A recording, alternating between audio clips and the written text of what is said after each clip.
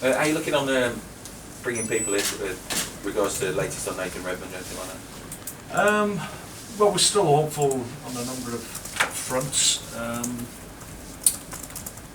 We just have to bide our time. I think it's one of these things are dictated to by people other than ourselves. So you just have to wait for the process to run its course, and we'll see where we are at the end of it. But as always, you have to have options. You have to have things in place if one deal or one option falls by the wayside, and that's what we'll try to do this pre-season. With anything in life, you pay for what you think something is worth. Are you getting past that point with Nathan Redmond, do you think, at Norwich? Well, I don't really want to discuss any individuals. I mean, we do have an obvious budget that's an amount of money that we're willing to spend, and we place values on players that we pursue if we think we've hit the maximum that we feel any player is worth, and that's as far as we go. So that doesn't change. Any player that we pursue, that's always the process that we go through. You happy with what you bought in? Would you like to strengthen elsewhere? No, we're very pleased. I think we've had a good pre-season in terms of being able to do the work early. We got them in through the door very, very quickly, and they've been able to be with us all right the way through pre-season.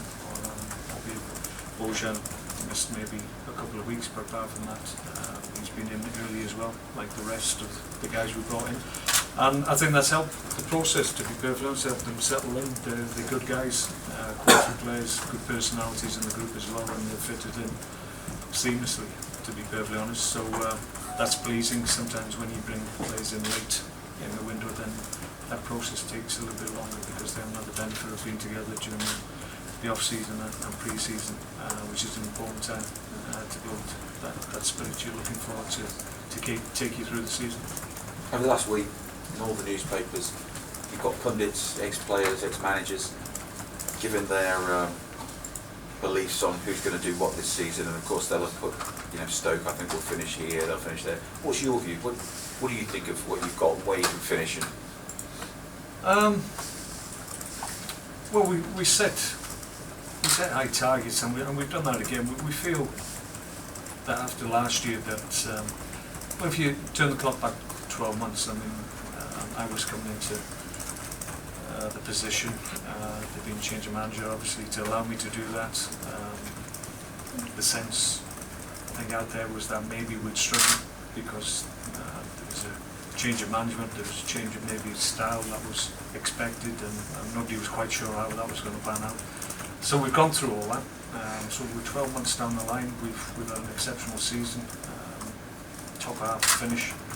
And now we need to build on that, and hopefully, given that we've had a really outstanding 12 months prior to this season beginning, we would like to think that we've got a good base from which to kick on from, and that's why our intention is to do as well, if not better, this year.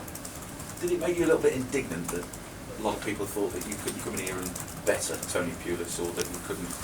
Well, nobody knew, and myself included. I had no issue with people questioning whether or not I had the ability, or my staff were able to do the job that was expected of me. I knew myself that given the right resources and the right opportunity and no little luck, because you need that in sport, then I knew that I could make an impression. And I think at the time I was aware that people were ready for change and maybe ready to embrace change, and I think that helped the process. I think that helped me to be able to put my thoughts and my ideas over, and people were receptive to them, and I think that's why it was easier to have the season that we had. Looking at these assessments all week from pundits, Villa are fairly unfancied this season. What do you think? I mean, you faced it, you beat them twice, Aston. Yeah, we had two good performances against them, but they've still got a lot of talent within the group. They've brought back players that maybe they felt didn't have a future at the club, good senior players that have come back into the fold, so that will help them. I think they went down a route where they were hoping they would be able to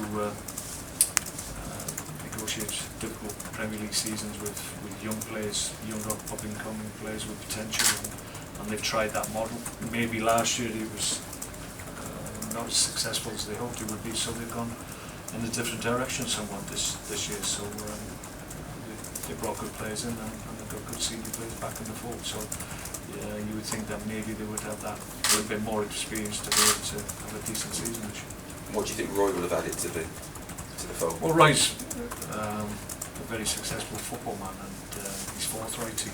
He has a view, and he has the ability to put that view across in the right way, and sometimes a little bit abrasive way, I'm sure. But I think it's a good appointment. I think people have questioned it, but on a lot of levels you can see the sense in it, because it's a fresh face. It's somebody with maybe a different view that can help the group. So I can see a lot of sense in it.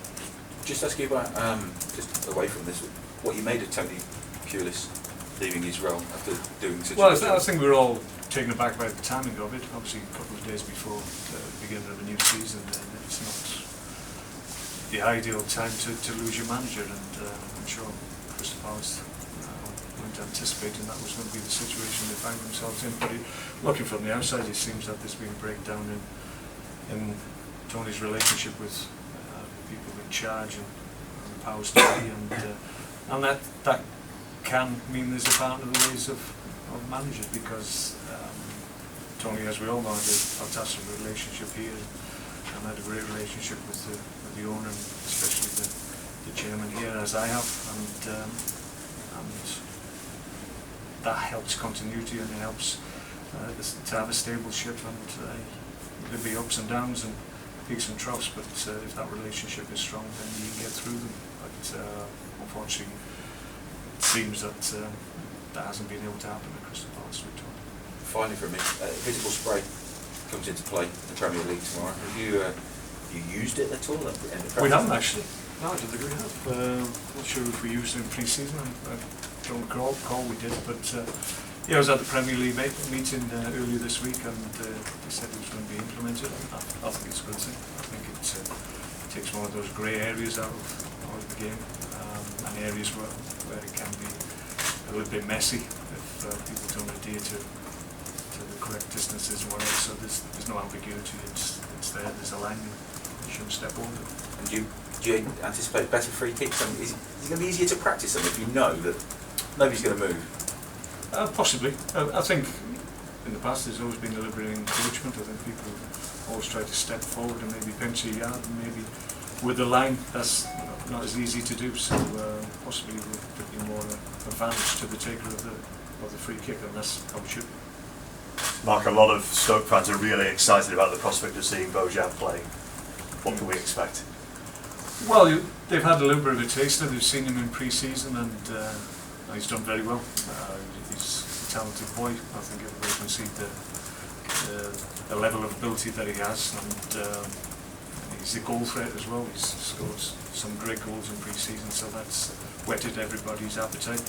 I think we have to be patient. I think we have to understand that he's coming into a new league, and it's not easy, the Premier League, to adjust to if you've never been exposed to it before. And we saw a similar situation with Marko Arnautovic last year. It took him certainly probably until the new year to really get to grips with what was required. But once he did, then he had an immediate impact. So we might have to be patient. We might have to just bide our time with him. But given the level of his ability, you would sense that very quickly you'll come to terms with what's required, and you'll be a real impact player for us to get. He's certainly no stranger to achieving high expectations. No, he's used to winning. He's used to playing good teams that are challenging and playing in big games, and he's a big game player. And like I said, we may have to be patient, but I don't anticipate the process will take too long, because I've seen enough in pre-season to see that we've got an exceptionally talented young player. Let's not forget he's only 23. So for us to bring his talent to the club is a real coup for us. Were you a little surprised, a little delighted when he put pen to paper for Stoke? Well, I think once you get the opportunity to sit in front of these players, you've got to obviously tick the right boxes with them. You have to say the right things. You have to paint a picture that you feel that they can can visualise and understand where I'm coming from in terms of where I want to take the club, and very quickly they get a sense of what we're trying to do here, and I think that was the case with Bojan. First and foremost, he wants to make sure that he's playing regular football if he can, and there's been a lot of questions about his career and where it's taken him in the last few years. Some of it's correct, some of it's inaccurate, so he's got the opportunity now to have the record straight with. And any player that makes his debut for Barcelona at 17, I think he was even younger than Messi when he got into the Barcelona team. That's incredible, isn't it? Yeah, well that tells you the talent that he has, and that was recognised very early at a top club like Barcelona. So we're only four or 5 years down the line, and he's here at Stoke, and everybody here is going to really enjoy watching him play his trade, because small time that he's been here, he showed glimpses of what we feel that he can produce on a regular basis. Just the last one from me, touched it already from Pete's question, but does last year's 9th place give you a benchmark to really set your standards by this season? Well, I think so. It's just by virtue of the fact that we stand at different points. Last year, as I said, I was new to the role. I was coming in, making changes to staff, personnel, ways of thinking in terms of how we were going to approach games. So that takes time, and it can affect the group adversely if it doesn't go well. But thankfully, it didn't. And we got to a point in time now where we sit after a very good season, 9th as you say, and now we've got the opportunity with all the work we've done in the 12 months to really push us forward if we can. It's a big ask, we understand that, because a lot of teams have invested a lot of money, a lot more money than we have, and we're conscious of that, but we're pleased with the quality that we've been able to add to the squad, and given where we were this time 12 months ago, I think we're very encouraged by where we sit. Thanks, Will. Mark, is it true that it's an entirely clean bill of health for this weekend's game? No injuries on the Yeah, no injuries, touch wood. Yeah. Lots of players to choose from.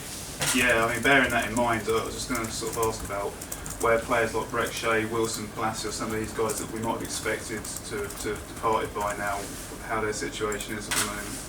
Well, it's a big group. I mean, you're looking at the squad for tomorrow's game, being with keepers, probably a squad of 20, 21, 22 players possibly. So, and that's without players that you've mentioned. So there's going to be some senior players that will miss out tomorrow, because it's a numbers game. At the end of the day, I can only pick 18 on any given match day. So good senior players will have to miss out. So that's the way it is. It's not a reflection on them really, but it's I have to make choices in terms of who I feel will help us long term this year, and those decisions for the most part have been made already with the group that I'm going to work with. So it's difficult, because every one of the players that I have in the club are good players and deserve opportunities, but given the amount of players that we're carrying at the moment, some need to leave to get on with their careers. And just another couple of names, Walters and Crouch, I think you spoke about them before this summer. They are still very much in your plans? Yeah, absolutely. Yeah. Okay. Mark, just one from me. You just talked about other clubs maybe spending a little bit more money, but the confidence from finishing 9th last season and adding the players you have to your group, the confidence and experience that you've gained from that finish must give the group you've got now a lot of confidence going into this new season, and that's something that even if other clubs have spent more money, that is invaluable to the season. I agree. Yeah, I mean, we've been able to, we think we've got a good nucleus anyway.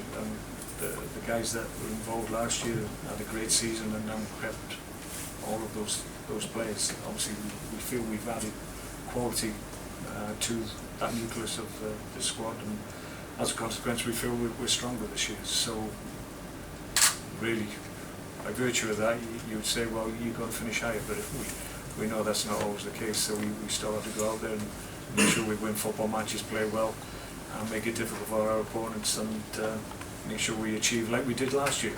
Every year we come together, I'll set targets, and we'll look back on previous years and see what we achieved. We achieved a lot last year. We want to do the same again if we can this year, and we'll only do that by by working hard, sticking together, and making sure we have that little bit of luck that you need to have a successful season. Okay. Just let's go for radio. Okay, thanks very much.